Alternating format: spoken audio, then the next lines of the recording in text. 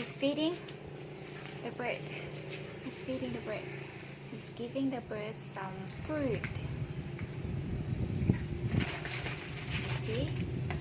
There are 3 birds and they are in the cage. Oh!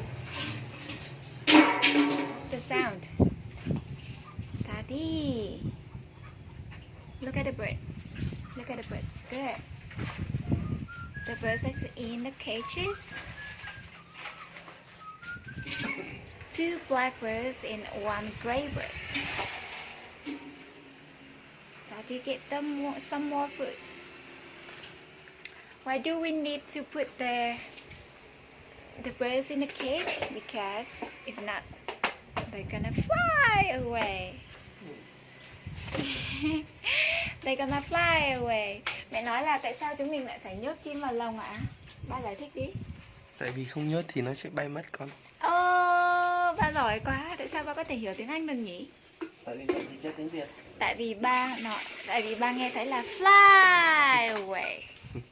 Và ba biết từ fly. Oops, Daddy gonna get some water. Give them some water. The birds just like the people.